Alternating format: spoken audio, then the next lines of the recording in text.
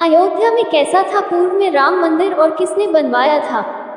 भगवान राम की नगरी अयोध्या लाखों महापुरुषों की कर्मभूमि रही है। ये पवित्र भूमि हिंदुओं के लिए बहुत ही महत्वपूर्ण रही है और इस भूमि पर भगवान राम का जन्म हुआ था और यह राम की जन्मभूमि कही जाती है।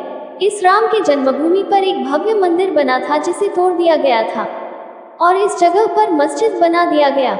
आइए हम लोग इस वीडियो के माध्यम से जानेंगे कि वह भव्य मंदिर किसने बनाया था और कैसा दिखता था वह मंदिर। इंटेलिजेंस शोधकर्ताओं से पता चलता है कि भगवान राम का जन्म 5114 ईस्वी पूर्व हुआ था और चैत्र मास की नवमी को हर वर्ष रामनवमी के रूप में मनाया जाता है। अगस्त 2003 में पुरातत्व विभाग के सर्वे में कहा गया कि जहां बाबरी मस्जिद बनी थी वहां मंदिर होने के संकेत मिले हैं। भूमि के अंदर दबे खंभे और अन्य अवशेषों पर अंकित चिन्ह और मिली पॉटरी से मंदिर होने के सबूत मिले हैं। भारतीय पुरातत्व सर्वेक्षण द्वारा हर मिनट की वीडियोग्राफी किया गया। इस खुदाई में कितनी ही दीवारें, फर्श और बराबर दूरी पर स्थित 50 जगहों से खंभों के आधारों की 2 कतारें पाई गई थी। एक शिव मंदिर भी दिखाई दिया और भारतीय सर्वेक्षण विभाग की रिपोर्ट अब उच्च न्यायालय के रिकॉर्ड में दर्ज हो गई है। 30 सितंबर 2010 को इलाहाबाद उच्च न्यायालय की लखनऊ खंडपीठ ने विवादित ढांचे के संबंध में ऐतिहासिक निर्णय सुनाया और इनमें से सबसे पहला नाम न्यायमूर्ति धर्मवीर शर्मा, न्यायमूर्ति सुधीर अग्रवाल एवं न्यायमूर्ति एस.यू. खान ने एक मत से माना कि जहां रामलला विराजमान है वही श्री राम की जन्मभूमि है। ऐसा खोज करने पर मिला है। अयोध्या नगरी पहले कौशल जनपद की राजधानी रहा करती थी। रचयिता वाल्मीकि रामायण के बालकांड में उल्लेख मिलता है कि अयोध्या 12 योजन लंबी और 3 योजन चौड़ी थी।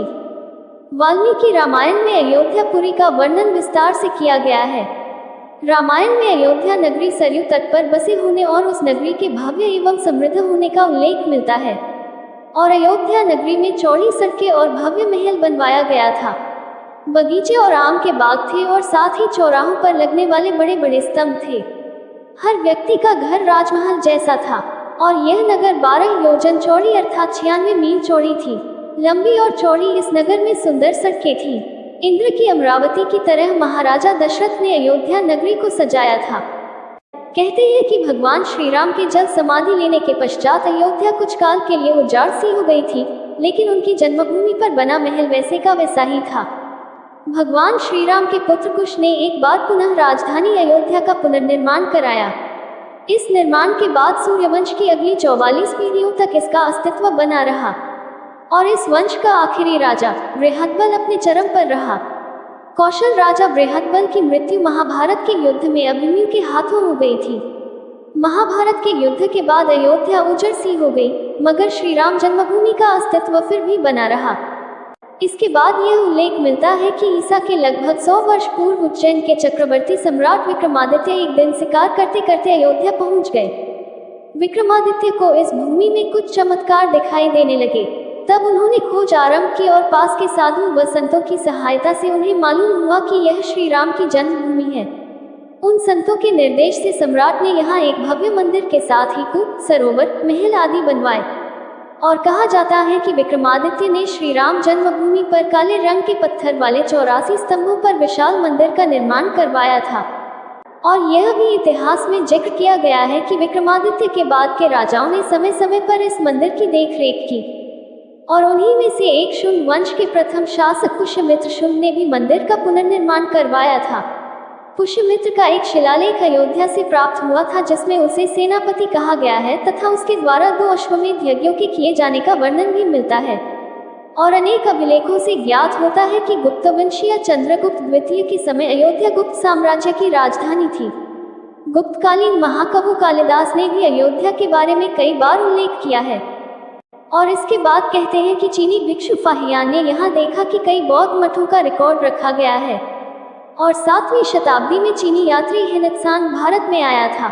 उसके अनुसार यहाँ 20 बौद्ध मंदिर थे तथा 3000 भिक्षु रहते थे और यहाँ हिंदुओं का एक प्रमुख भव्य मंदिर भी था जहाँ रोज हजारों की संख्या में लोग दर्शन करने आते थे, जिसे राम मंदिर कहा जाता है।